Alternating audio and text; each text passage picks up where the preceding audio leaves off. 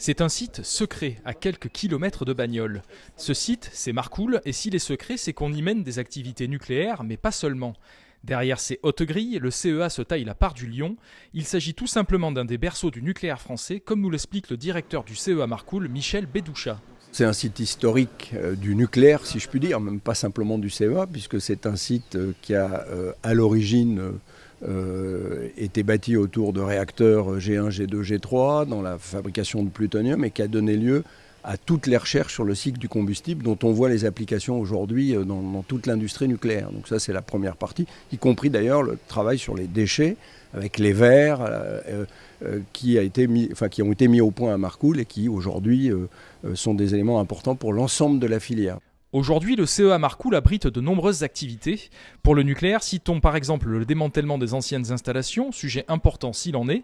Et côté recherche, le laboratoire Atalante, une installation unique en Europe, travaille sur le traitement et le recyclage de combustibles nucléaires.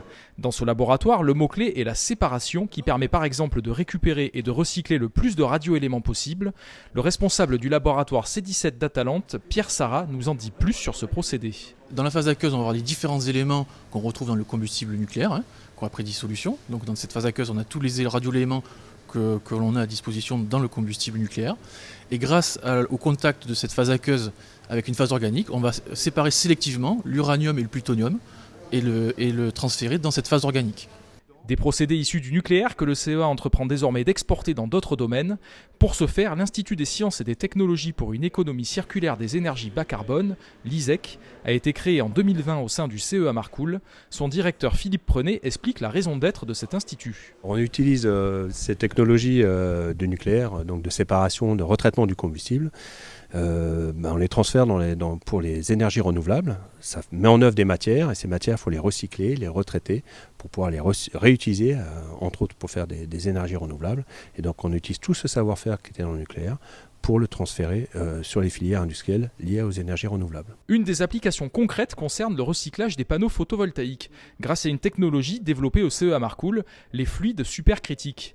L'état supercritique est l'état entre le gazeux et le liquide qui donne au CO2 une propriété surprenante et très utile, comme l'explique le chercheur Alexandre Carella. Le CO2 vient pénétrer dans le polymère qui sert à coller les différentes couches constitutives du panneau photovoltaïque, donc le verre, la cellule et le backsheet.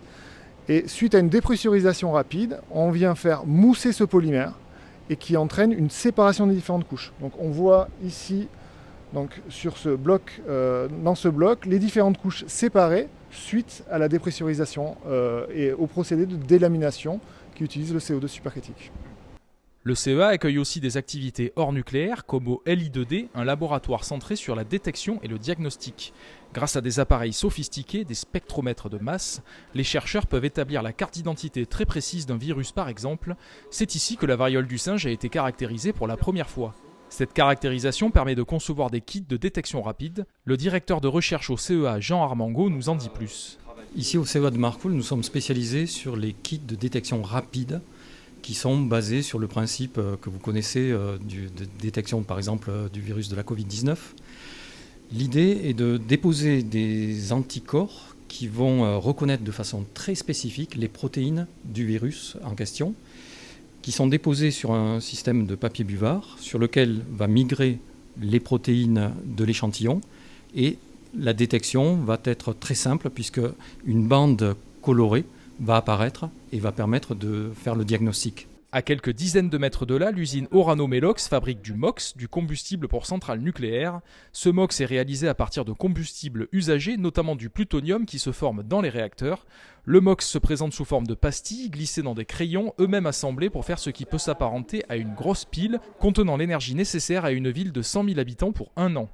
Au cœur du procédé, on retrouve Jérôme Amblard, remplaçant chef de car presse-four chez Orano Melox. Il y a le pilotage du procédé qui se fait depuis les PC, pilotage machine en automatique, et des actions en manuel qui doivent être menées régulièrement, rien que de vérification de qualité.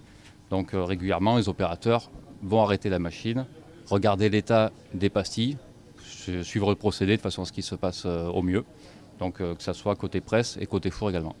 Plus de 125 contrôles sont effectués lors du processus de fabrication des assemblages de MOX. Le technicien Stéphane Pompanon est un des derniers maillons de cette chaîne. C'est le contrôle visuel, en fait c'est le contrôle final des crayons de production. Donc en fait on contrôle s'il n'y a pas de défaut particulier sur les crayons. Voilà. Donc, et après c'est ce qui valide la production pour attaquer l'assemblage. À la fin, une dernière batterie de contrôle est réalisée sur chaque assemblage avant son expédition, comme le précise le chef d'installation Benjamin Liour. C'est la fin du processus, on fait les derniers contrôles. Il y a du contrôle automatisé, du contrôle visuel. Et une fois tout ça réalisé, effectivement, c'est le produit fini, c'est la fin du processus, on charge et on expédie. Les assemblages de MOX sont utilisés dans 22 réacteurs d'EDF, notamment à la centrale du Tricastin, mais aussi au Japon et aux Pays-Bas.